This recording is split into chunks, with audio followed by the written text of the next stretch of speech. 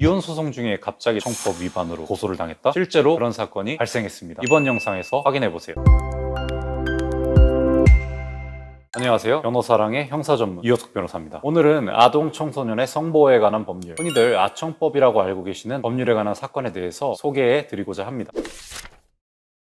퇴근하고 운동하던 중 전화를 한 통 받았는데요. 땡땡 경찰청이라는 것이었습니다. 전화를 거신 분이 우리 의뢰인 중에 이혼 사건을 진행하고 계신 분의 이름을 말하는 것이었습니다. 알고 보니 아내가 남편을 아청법 위반으로 고소한 것이었습니다. 아직 유아인 딸을 상대로 성착취물을 찍었다는 것이었습니다. 의뢰인의 집에 압수수색을 나온 수사관이 의뢰인의 요청으로 변호인인 저에게 전화를 한 것이었습니다. 수사관의 얘기를 듣자마자 바로 상황을 이해하게 됐는데요. 의뢰인의 이혼 사건이 특이한 케이스였기 때문입니다. 아내분은 사이비 종교에 심취하셔서 남편과 남편의 가족들을 이간질하고 교단의 지침에 따라서 남편과 자식까지 자신의 교단으로 끌어들이는 계획을 실행 중이셨습니다. 남편께서는 아내의 소지품을 무심코 보시다가 교단의 지침을 발견하시고 저희에게 전달 주셨습니다. 지침에 따르면 1단계로 남편을 나쁜 사람으로 만들어 누구도 믿지 않도록 하는 것이었습니다. 2단계로는 이혼 소송을 당하는 경우에 상대방을 고소해서 이혼 소송에서 유리한 고지를 점하는 것. 3단계로는 향후 새로운 신도가 될 자녀의 양육권을 확보하는 것이었습니다. 이러한 배경이 있었기 때문에 상대방이 드디어 본인의 계획을 실행하기 시작했구나 라고 생각했는데요.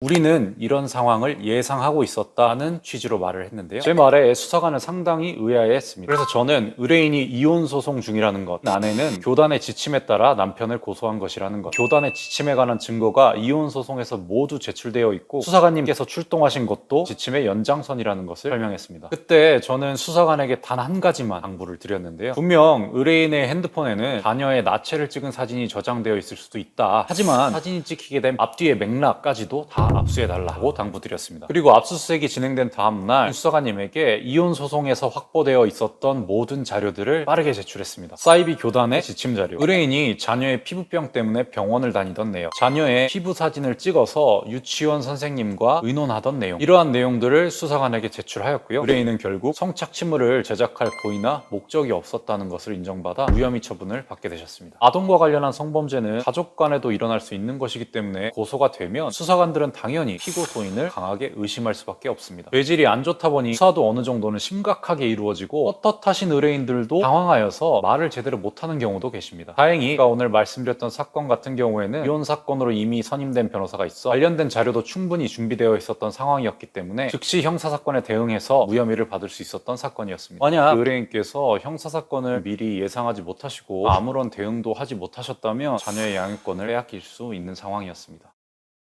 오늘 영상을 시청하신 여러분들도 이혼 사건이 항상 이혼 그 자체만 진행되는 것이 아니라 형사사건과 연루될 수 있다는 점을 꼭 유념하시고 혹시라도 이혼 사건을 진행하는 도중에 형사사건이 발생한다면 반드시 변호사의 조력을 받으시기 바랍니다. 지금까지 변호사랑의 형사전문 이호석 변호사였습니다.